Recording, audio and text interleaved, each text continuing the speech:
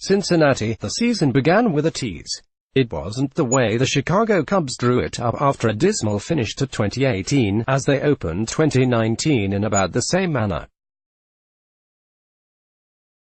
Actually, they lost games on the mound, whereas at the end of last season, those defeats came via the bats.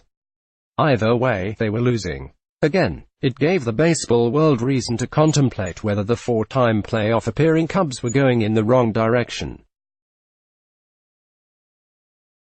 After all, their manager is a lame duck, and the roster is essentially the same as the one that got bounced at home in a division tiebreaker and in the NL wildcard game on consecutive days.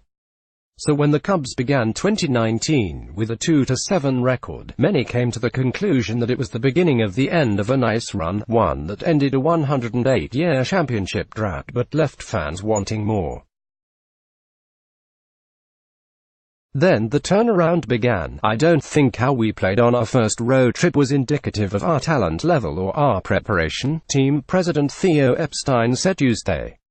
Our guys have done a really nice job of returning to the foundation when pushed early by that trip. GM Jed Hoyer added, that road trip was probably a little bit of a galvanizing thing for the team. Boy, was it ever.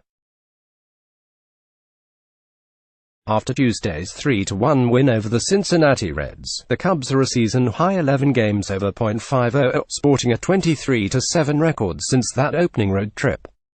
The math says they lost 7 of their first 9 games, then 7 of their next 30. That's pretty incredible. Tuesday's winning pitcher was asked, "What's more surprising?" "I think the start was more surprising," Kyle Hendricks said after pitching at least 8 innings in his third consecutive outing. "This is the baseball we were expecting to play, after an off-season full of talk of leadership in the clubhouse, talk of the team being cheap, talk of young players underachieving, talk. The Cubs are right back where they've been for most of the past 4+ years, at the top of the standings. The biggest thing is we have some players that struggled last year that are playing really well," Hoyer said. That list includes catcher Wilson Contreras, now healthy third baseman, outfielder Chris Bryant and even pitcher Tyler Chatwood.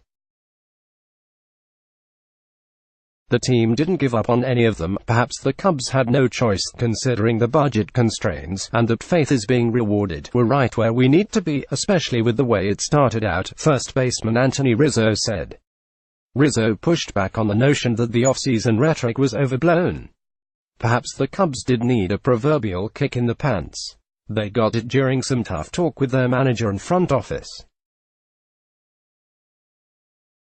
"It's the sign of the times, according to the Cubs All-Star. That's what comes with our expectations," Rizzo said. "It's not like we're the 2015 Cubs. Those were the days when securing a wild card and winning a bit in October felt great. Fast forward 4 years, and getting into the wild card game felt like a loss, just like the outcome of the game itself." Rizzo suggested that result might be good for the Padres this season, but not for Chicago. "If they get to the playoffs, that's really good for them," Rizzo said. "But that's not where we're at. In a few years, if they continue to do that, that's not going to be good for them.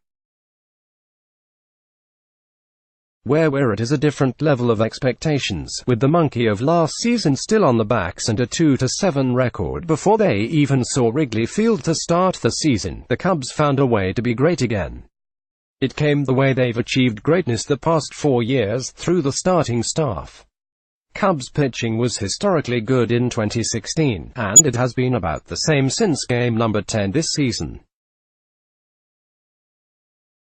According to ESPN stats. "Sure, they've pitched at frigid Wrigley Field, but so have their opponents. We wanted to put it on us," Hendricks said way back in early April. "The starters did just that. And perhaps the soul-searching the Cubs did after their dismal finish last season has made the difference, or maybe the final weeks of 2018 were just an anomaly. The Milwaukee Brewers were playing great, and the Cubs stubbed the toe for the first time since they became contenders.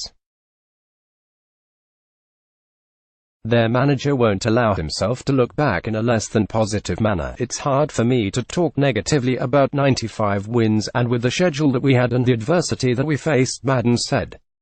"Sometimes you have to give the other guy credit. Milwaukee just did that well. They didn't lose. I'm a blimp. Folded true stories of fake jobs. MLB players used to fool fans. Eddie Matz. But the Cubs did. Both team officials and players now believe it was the wake-up call they needed. The first 9 games of this season simply served as a dramatic backdrop for their resurgence. It's like they were saying, let's have some people doubt us more, only to fool them. It might have worked, other people may not believe, but we never lost confidence in this clubhouse, and that's the only thing that matters, outfielder Albert Almora Jr. said. The result is a 25-14 record and a return to the baseball elite. Did they ever leave? The Cubs don't think so, but they're also not planning any parades. I don't want to take any victory laps now, Epstein said. The guys showed up really ready to play. There's a real focus each day on doing what's necessary to put our best foot forward in order to win. Of course, he's right.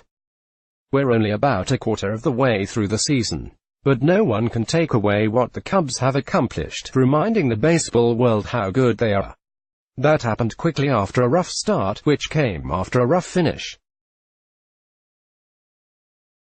Maybe they needed to experience it all to be where they are now. It was a painful road trip, Hoyer said at the beginning of the season. In some ways, that was probably good for us.